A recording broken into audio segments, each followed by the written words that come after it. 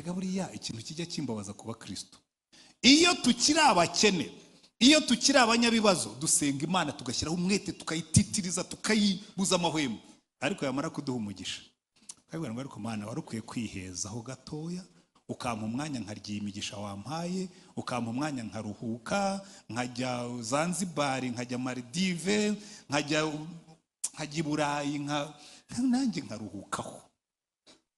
Ugahugira kurya imigisha Imana yaguhaye, ukibagirwa kuyinezeza uyikorera. Umuntu umwe yarambwiye ati ariko ko mbona abakene ari bo basenga cyane, abakire nkabwa n'aburi abakire nayo Imana yagiriye neza barayibagirwa. Wenda nawe ibintu byatangiye kugenda neza, mwabonye ko burya kugenda neza k'ubuzima kwica gukiranuka. Umugabo n'umugore baba baruzuraga bakiri abakene, umwe acuruza agataro, undi anyonga igare, bakajya bataha ukabona barafatanije, ariko Imana bakwigira imbere bagacuruza butike, bakwigira imbere bikabiduka, umwe agatangira kujya Dubai, undi akajya Gwanzu, barangiza umugabo yavuga ariko n'umugore ntahuye n'igihe ngezemo. Mwari mwabibona ko n'umugabo arokore bihaba.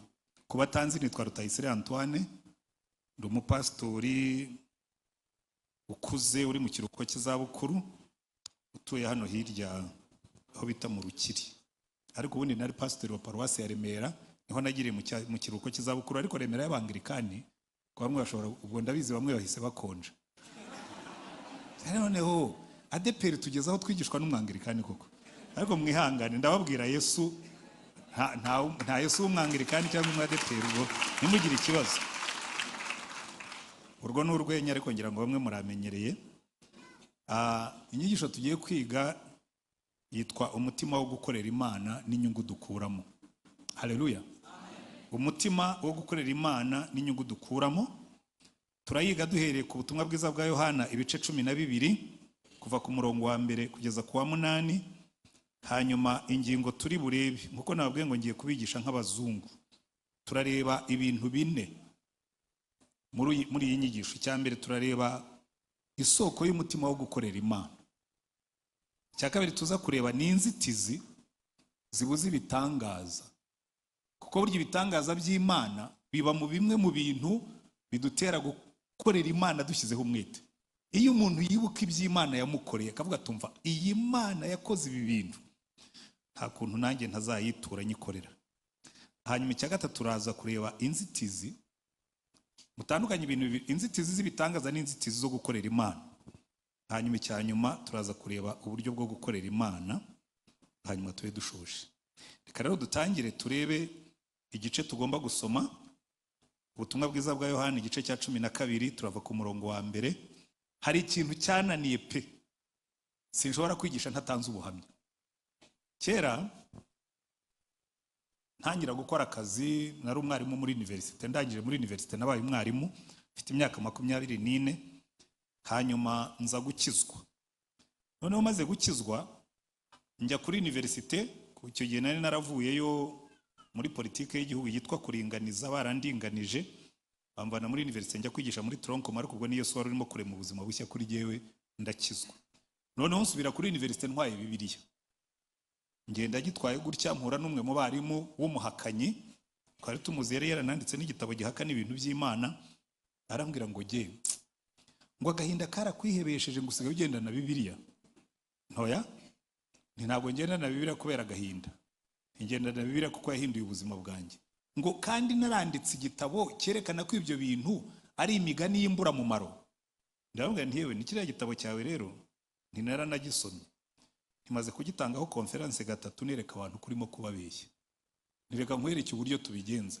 Genda ushakira abantu 3 basomye kiriya gitabo cyawe kigahindura ubuzima bwabo, bari abasinzi bakabivamo, bari abasambanyi bakava mu busambanyi, bari bihebye bakabona ibyiringiro.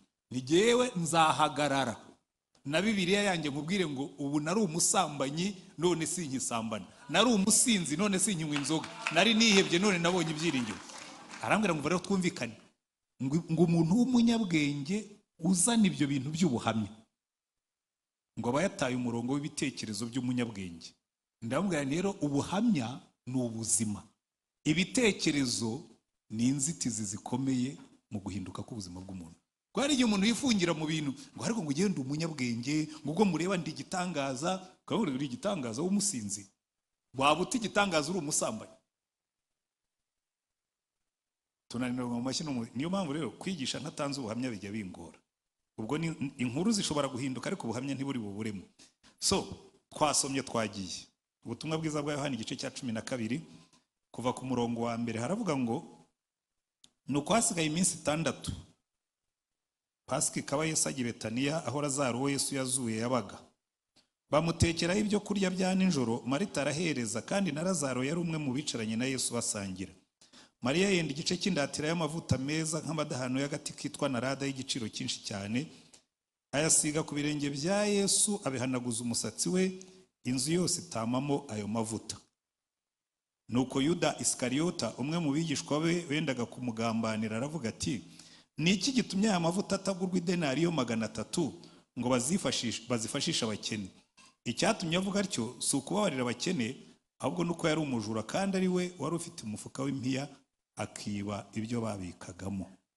Yesu aravuga ati, nimumureke ayabikira umunsi nzahambwa, kuko abakene muri kumwe n'abiteka, ariko jyeweho ntituri kumwe iteka.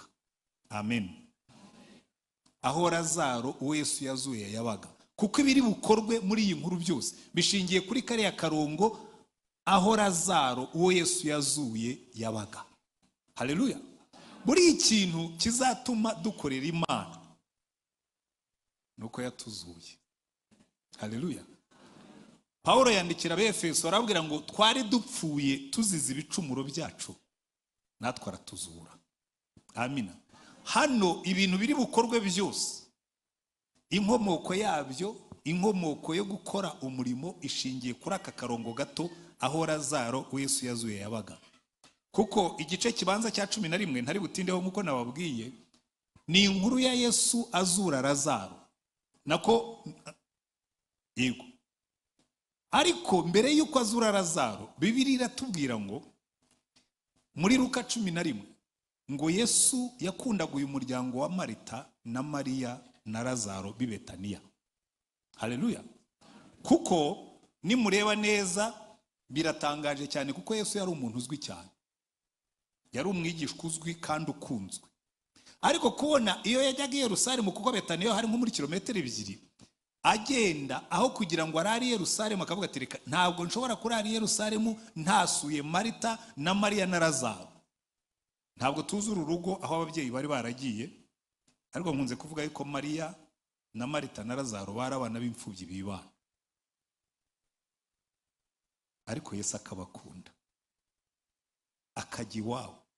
Ariko bigaragara ko bari bakuru. Marita akagira impano yo guteka, agakunda gukoresha amaboko. Mariya akagira impano yo kwakira abashyitsi, agakunda kwicarana nabo agatega amatwi. Ngira ngo Lazaro we kubera ko ari umuhungu, ibyo mu gikoni ntibyamurebaga, ubwo nawe ashobora kuba yicaye hafi aho cyangwa yigiriye mu yindi mirimo. Kuko ubwa mbere tubona Mariya na Marita bahibikana, ntabwo twumva Lazaro hari icyo arimo gukora. Nta nubwo banamuvuga, oya de kutabwira Lazaro ngo nawe azakore. Oya, abahungu ntabwo bajyaga mu gikoni. Natwe bitangiye vuba, ariko hari naho bitaragera.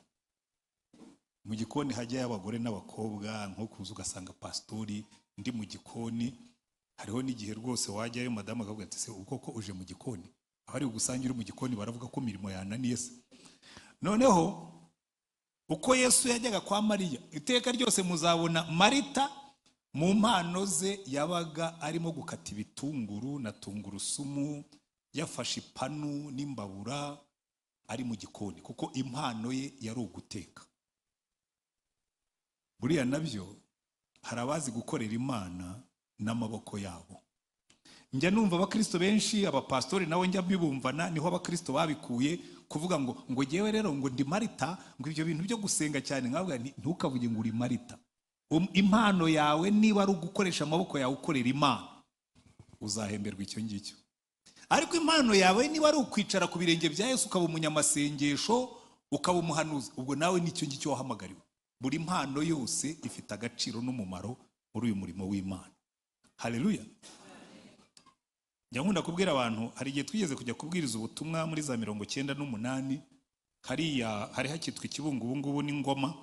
ariko n'ubundi umenya umurenge cyangwa sinzi hashobora kuba hakitwa Kibungo. Noneho turagenda tujyayo, mu gitondo twigisha abapastori. Twari gukora igiterane kuri stade ku cya Semakamba, umukobwa umwe araza aratureba turimo kwigisha abapastori n'abandi bakristo bose bari baje, waragenda ajya kuri stade aho turi buze gukorera igiterane nyuma ya saa sita. Asanga stade irasa nabi, arayikubura wenyine, amenaho amazi.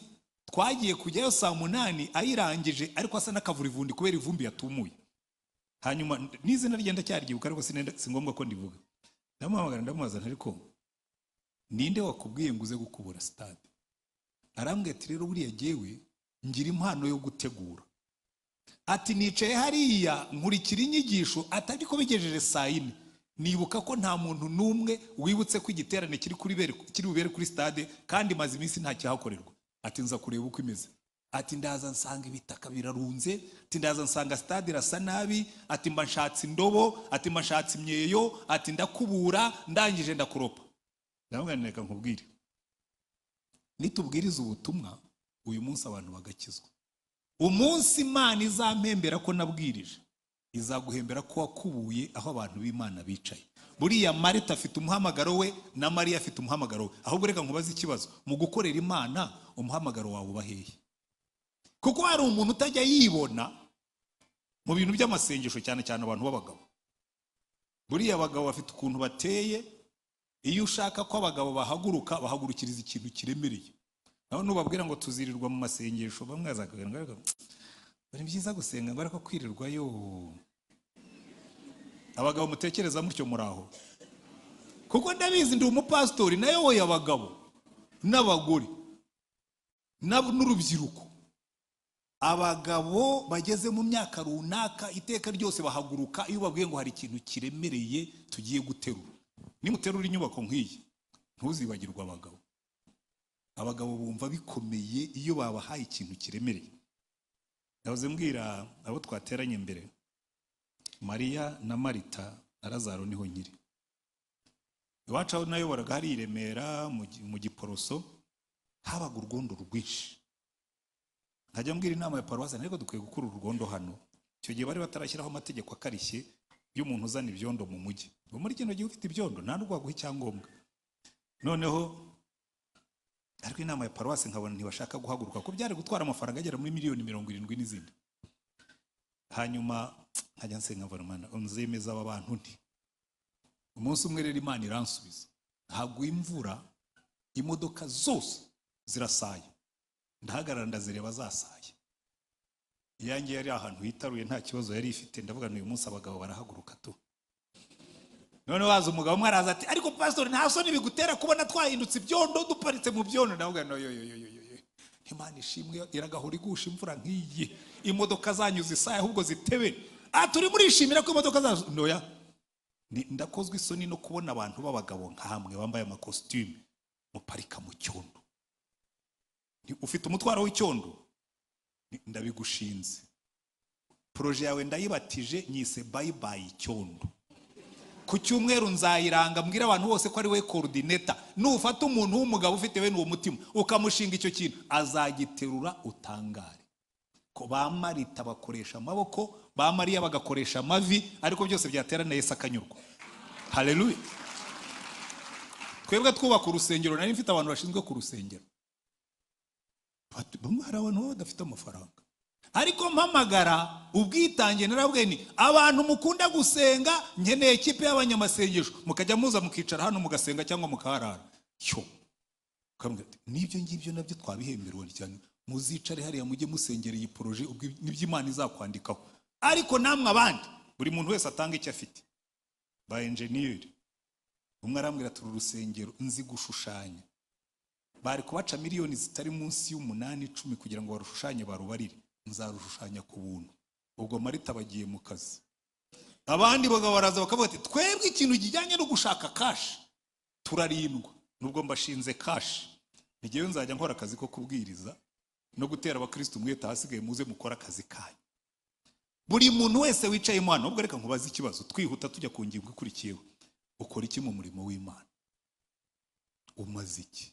Hari abantu babwira ngo ngewe ngo ntacyo maze, ngo ntacyo nta muntu n'umwe Imana yaremye udafite icyo amaze, kuko Bibiliya tubwira ngo turi abantu Imana yaremye ituremeye imirimo myiza yiteguriye kera ngo tuyigenderemo muri Kristo Yesu. Baza Imana icyo yakuremeye nurangiza uhaguruka ugikore.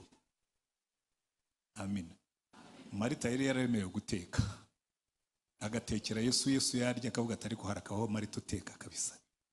Ariko Mariya yari yaremewe kwakira abashyitsi, agashingwa protokole, akicara iruhande rw'abashyitsi akabitaho. Yesu yakwicara, Mariya akamutega amatwi akavuga ati harakabaho n'Imana yaremye Mariya, kuko nari kwicwa n'irungu nicaye hano ntekereje ko ibiryo biza. Buri muntu wese afite icyo yaremewe, ahubwo gishaka ukigemo. Aro muranyumva cyangwa nabasinzirije? Aya masaha ntabwo njya nyiza. 5:30 umuntu wese wasenze amasengesho yo kumanywa 5:30 haba ibitotsi. N'ubu ngubu ushobora kureba mu iteraniro nkababona abantu bari buze gusinzira.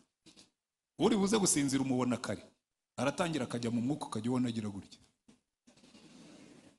Shaka icyo Imana yaguhamagariye ugikore, hanyuma Imana izaguha umugisha. Ingingo ya kabiri, umutima wo gukorera Imana uvahe. Muri iki gice baratubwira ngo nubwo Yesu yakundaga Mariya na Marita akajya iwabo bakamukorera imirimo, ariko hari ikintu kimwe cyahinduye amateka y'uyu muryango. Lazaro yaje kurwara. Marita atuma kuri Yesu aramubwira ati inshuti yawe Lazaro irarwaye. Yesu arabyihorera ntiyajyayo. Amara iminsi 4 Lazaro arapfa. Umunsi wa 4 Yesu abwira abigishwa bati muze tujye gusura Marita na Mariya. Lazaro yarasinziriye. Baramubwira ati niba yarasinziriye azabyuka. Barabwira ati ntabwo mvuga ko yasinziriye by'ibitotsi, yarapfuye. Baramubwira ati ariko nyagaza usubiye i Yerusalemu?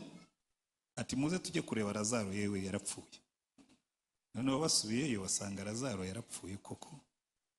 Hanyuma Marita wa wundi niwe wabanje, wa wundi wajya gutekera Yesu, baramubwira tumwigisha yaje, aza kurura amaguru. Yaje sazanye iki? Twamuhamagaye Lazaro akiriho, none yarapfuye, ngo araje aje sajyahe. Aragenda aramwakira. Ikintu yamwakirije nta nubwo yamushuje, aramubwira ngo twagutumyeho Lazaro akiriho, iyo uba hano musaza wacu ntaba yarapfuye. Saramubwira ati ariko n'ubundi musaza wanyu arazuka. Ati ndabizi ko ku munsi w'umuzuko azazuka, ariko twari tumukeneye ahumeka ari hano. Saramubwira ati ariko niwizera urabona ibitangaza. Batuma kuri Mariya nawe araza, aza konje noneho bya bindi byo kwicara ku birenge bya Yesu. Araza ati iyo uba hano musaza wacu ntaba yarapfuye. Yesu arihuta arababwira ati nimundangire, mwamushyizehe. Baragenda bahagarara imbere y'igituro. Yesu arabanza yifatanya nabo mu gahinda, ararira. Buriya hari ikintu tutajya dutekerezaho. Iyo wagize ibyago ujye umenya ko Imana igukunda kandi irirana nawe. Icyo ni ikintu abantu benshi batajya batekereza. Umukecuru yigeze kumbwira ngo ariko pastor, ngo mwebwe mugira Imana, ngo mwamwicariye hariya, ngo mugasenga Imana ikabumva. Ndabona sugira ngo Imana irobanura ku butoni. Genda uyibwirire. Ntabwo ari ngombwa kumbwira pastor ngo nkusengere, ni kubera yuko buriya uyibwiye agahinda kawe ikumva kuruta uko nayikubwirira. Muranyumva neza? Kuko iyo ubabaye nk'umubyeyi wawe ibabarana nawe.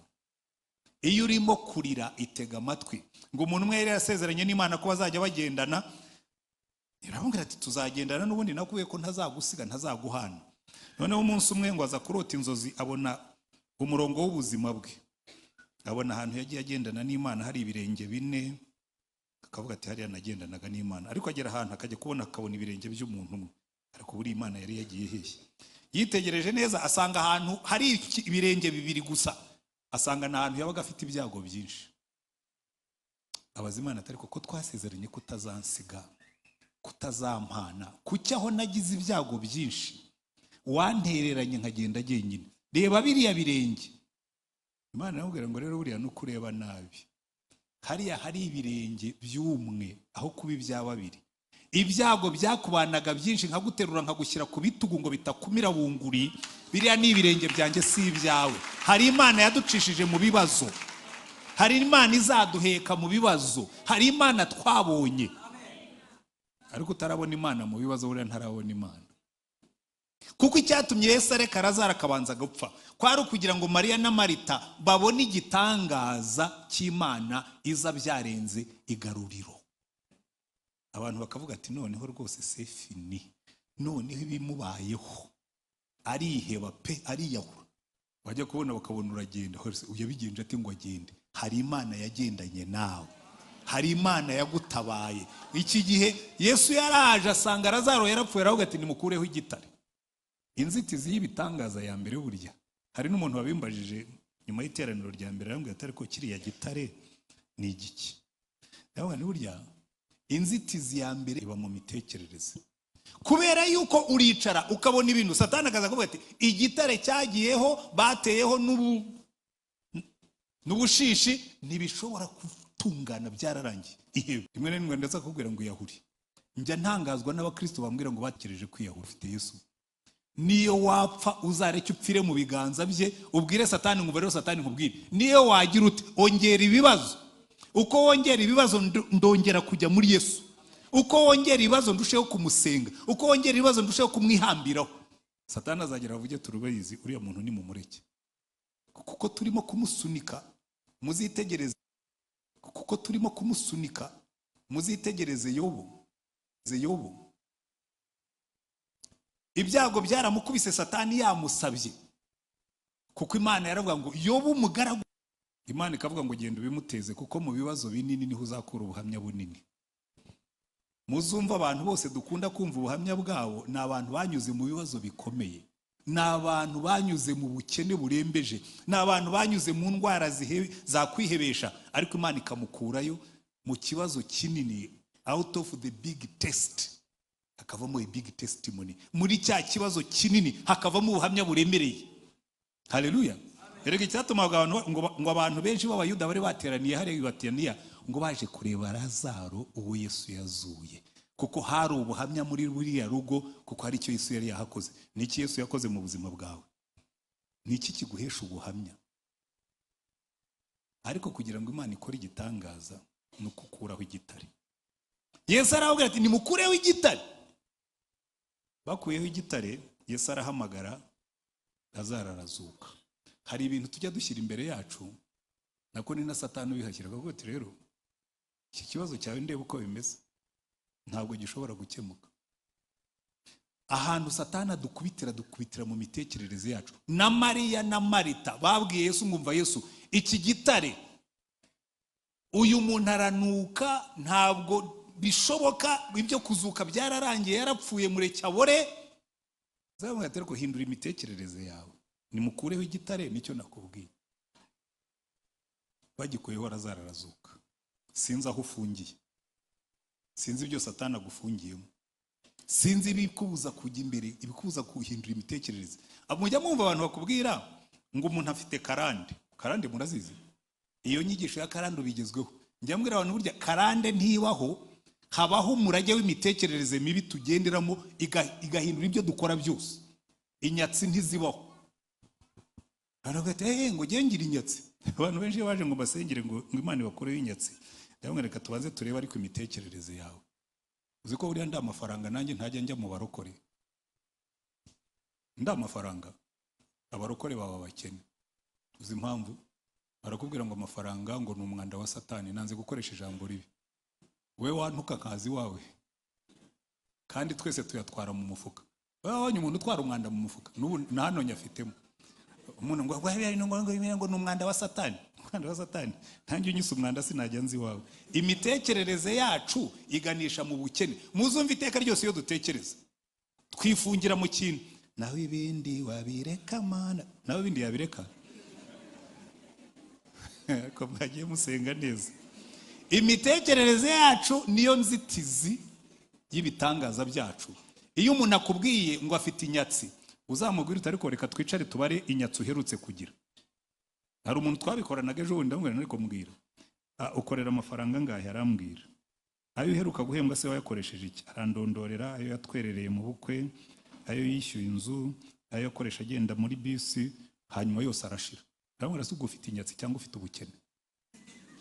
Nta nyatsi ufite, ukorera amafaranga makeya, rimwe na rimwe ukayacunga nabi, hanyuma ukambwira ngo ngiye ngo ngira inyatsi. Kereka iyo wayataye cyangwa uko uhembwe bakayakwiba, na wundi niwe yakoresha agashira. Ntabwo yari inyatsi n'ubukene. Ariko hakaba abahanuzi bazi kurya abantu bagira inyatsi. akavuga tubanze unzanire ituro musengere nkukureho inyatsi, ariko sivyo turimo kwiga, reka twikomereze. Igitare cyavuyeho, Yesu akora igitangaza, hanyuma icyakurikiyeho haza umutima wo gukorera Imana. Uyu mukobwa witwa Mariya wari umenyereye kwicara ku birenge bya Yesu, Marita asubira mu gikoni arateka, Mariya yicara ku birenge bya Yesu. Hanyuma Mariya arabireba aravuga ati uyu munsi ndakora ikintu kidasanzwe. Ngo aragenda yihina mu nzu, azana icupa ry'amavuta y'igiciro cyinshi, amavuta y'igiciro cyinshi. Murebe ijambo bakoresha hano, niwo murongo muremure. Mariya yenda igice cy'indatira y'amavuta meza nk'amadahano y'agati kitwa narada y'igiciro cyinshi cyane, ayasiga ku birenge bya Yesu, abihanaguza umusatsi we, inzu yose itamama ayo mavuta. Iyi niyo central, nicyo kintu kiri hagati muri no nkuru. Amavuta y'igiciro cyinshi, amavuta denariyo 300, kuko murongo ukurikiyeho Yuda yabaze mu mutwe ngo asanga harimo denariyo 300 ngo zashoboraga kugurishwa ngo bakazifashisha abakene, ayikozemo n'umushinga. Yewe ndabari hano yari kuvuga ati ariko buriya byari kugura nk'amabati asakaye urusengero. Icyo mbabwira, uyu mukobwa yakoze ikintu kidasanzwe twamwigiraho. Icyambere kubahisha Imana ubutunzi bwacu kuko yadukunze. Icyakabiri kubahisha Imana ubuzima bwacu kubw'urukundo rwinshi. Buriya mu bintu bizadutera gukorera Imana, icyo waba uri cyo cyose, umunsi uzatekereza yuko Imana igukunda kandi izakugirira neza, umunsi uzatekereza ko Imana yagukunze cyane igatanga umwana wayo ku bwawe, gukorera Imana bizakorohera. Yewe biranyorohera cyane gukorera Imana, kuko nkimara gukizwa najyaga nicara nkatekereza, ariko bishoboka bite ko Imana inkunda? Ko giye ubwo mundeba nari umukobanyi, nari umuntu ukunda kuvuga, nkakunda kujya impaka n'abarokore, kandi twajya impaka nkenda kubatsinda. Nabemezaga yuko uburokore ntacyo bumaze. Teka nari umukatolike wize mu seminari, ibintu by'Imana nari mbiziho. Hanyuma ibyo bintu muba murimo ni ibintu byo guta igihe gusa. Muzumva abantu benshi bavuga ngo ibyo bintu muba murimo ni ibintu byo guta igihe. Abatekereza batyo ndabumva, kuko nanjye nigeze kubabamo. Ariko Imana irandeba, irantoranya, inkurayo. Nawuzwa n'iki gushima Imana koko? Ko nari umukobanyi, Pawulo yarajyaga batari ko nkanjye ndatangara. Imana yantoranije ko nari nk'uw'inyuma. Ati nari nk'umwana w'icyenda. Harabonye numva bavuga ngo nari umwana w'icyenda, oya n'uw'icyenda. Bivuga ngo nari ikirambu wavutse adashyitse. Nari nk'umwana w'icyenda, kuko yatoteje itorero. Yari umukobanyi wanga Imana. Oya yangaga itorero, nta nubwo yangaga Imana kuko yari umufarisayo. Hanyuma Imana iramukiza, aratangara. Niyo mpamvu Pawulo yaravuga ngo ngiye ndatangara cyane, ngo kubwanjye kubaho ni Kristo no gupfa byambera inyungu. Ahandi akavuga ngo ibyo nzakora byose nkiri muri uyu mubiri mbikoreshwa n'umwana w'Imana wankunze akanyitangira. Haleluya. Ikintu cyankomeje mu nzira kikantera no gukorera Imana ni uru rukundo. Iziriya ndirimbo zivuga urukundo rw'Imana, hari umunsi najyaga mfata, n'ubu njya mbikora, iyo nshaka kwisubizamo imbaraga, nicara ahantu nkafata indirimbo zinsubizamo kumva ukuntu Imana inkunda. Nishimiye ko Data wa twese shije by'urukundo rwe, mu byiza Imana yavuze byose, nta kiruta ikiko Yesu ankunda. Nishimiye ko Yesu ankunda, arankunda koko arankunda. Nishimiye ko Yesu ankunda, nubwo ntakwiriye, kandi kinsubiza ho Yesu ari, cyane n'ukwibuka urukundo rwe. Nkunda ndabizi neza, nanjye ndamukunda nkamushima. Nishimiye ko Yesu ankunda, arankunda koko arankunda. nishimiye ko Yesu ankunda nubwo ntakwiri. Amen. Iyo utangiye gutekereza ko Yesu yagukunze, icyatumye Mariya afata amavuta y'igiciro cyinshi akayasuka ku birenge bya Yesu, ibintu bibiri. Muri Luka baratubwira ndetse no muri Yohana bakabisubiramo ngo Yesu yakundaga Mariya na Marita na Lazaro. Ariko ikindi cya kabiri, icyatumye abikora, hari icyo Imana yari yamukoreye. Ni iki Imana yagukoreye mwene da? Erega buriya ikintu kijya kimbabaza kuba Kristo. Iyo tukiri abakene, iyo tukiri abanyabibazo, dusenga Imana tugashyiraho umwete, tukayititiriza, tukayibuza amahwemo. Ariko yamara kuduha umugisha, kabwira ngo ariko Mana warukwiye kwihezaho gatoya, ukampa umwanya nkarya imigisha wampaye, ukampa umwanya nkaruhuka, nkajya Zanzibar, nkajya Maldives, nkajya Burayi, nanjye nkaruhukaho. Ugahugira kurya imigisha Imana yaguhaye, ukibagirwa kuyinezeza uyikorera. Umuntu yarambwiye ati ariko ko mbona abakene ari bo basenga cyane, abakire nkabwa n'aburi abakire nayo Imana yagiriye neza barayibagirwa. Wenda nawe ibintu byatangiye kugenda neza, mwabonye ko burya kugenda neza k'ubuzima kwica gukiranuka. Umugabo n'umugore baba baruzuraga bakiri abakene, umwe acuruza agataro, undi anyonga igare, bakajya bataha ukabona barafatanije, ariko Imana bakwigira imbere bagacuruza butike, bakwigira imbere bikabiduka, umwe agatangira kujya Dubai, undi akajya Gwanzu, barangiza umugabo yavuga ngo ariko n'umugore ntahuye n'igihe ngezemo. Mwari mwabibona ko n'umubarokore bihaba, ariko oya muri ADPR ntibihaba, biba muri Anglikani mwebwe. Oya ntabwo mwebwe byabaho, ariko menya bene muntu ari bamwe. Abo Imana yagiriye neza, uko Imana ikugiriye neza ujye wibuka kuyitura. Haleluya. Dawidi yaranditse aravuga ngo ibyiza byose Uwiteka yangiriye nzabimwitura. Kera aho nakoraga muri AEE, twigeze kugenda tuzamura imishahara, umushahara wanjye uza kugera ahantu ujya hejuru ya miliyoni. Nkubise icyacumi, kandi kuva kera gihe nkiri muto kikizwa nimenyereje gutanga icyacumi, kandi nabonye umusaruro wabyo. Nkubise icyacumi cy'amafaranga ari hejuru ya miliyoni, mbona ni imibare 6. Umuntu arifata agasinya sheke y'ibihumbi 150 buri kwezi, akayijyana mu rusengero, nta kintu agiye kugura, nta kintu agiye kuyimarisha, amafaranga angana na school fees z'umwana ku gihembwe, ukayijyana ku rusengero, amafaranga ashobora ndahagira kubara. None Imana irambwira ngo usubiye mu butindi wa mutindi we, ugifite make watangaga icyacumi, none nkwaye byinshi, usubiye inyuma utangiye kubara. Yuda basutse amavuta ku birenge bya Yesu, Yuda arazamuka, ataye amavuta yari kuvamo school fees.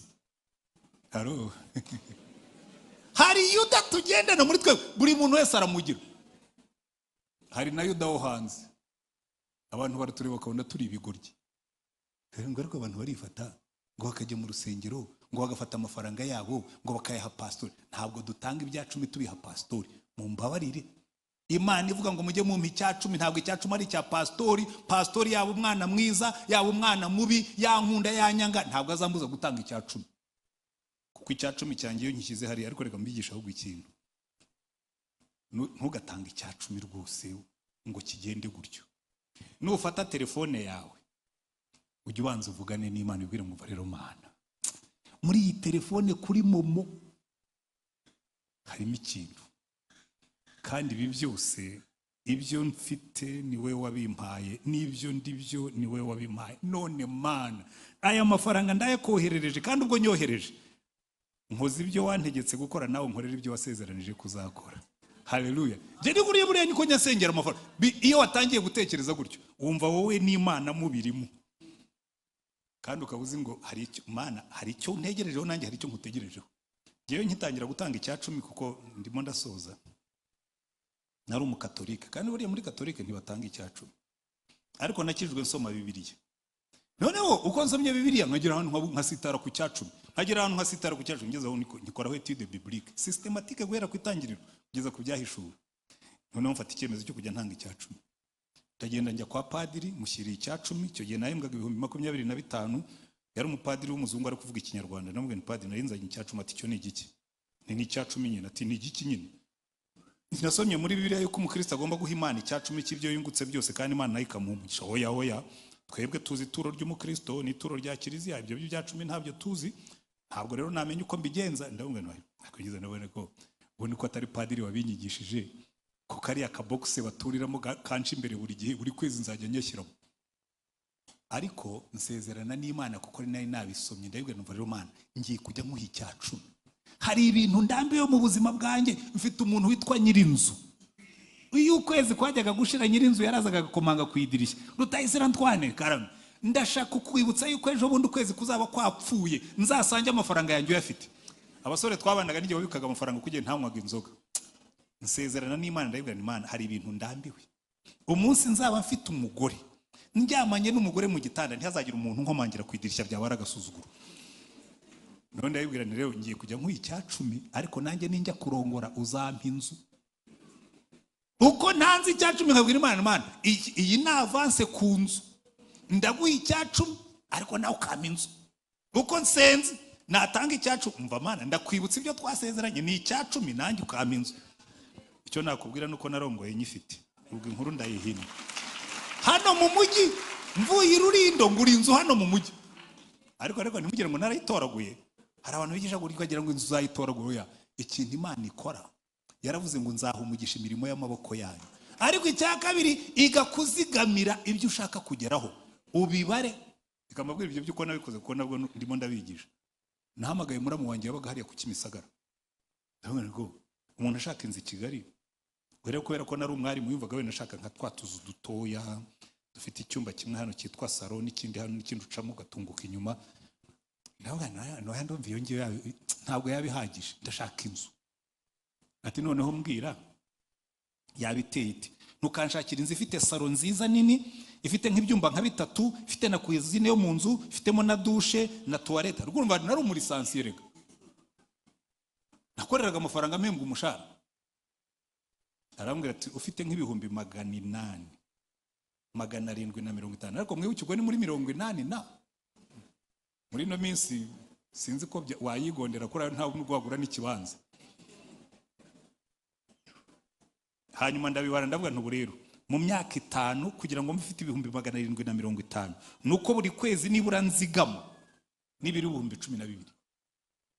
Ndifunga ndayazigama, intoboro nzifungira ku muza ya mbere, nkibera Rurindo simveyo.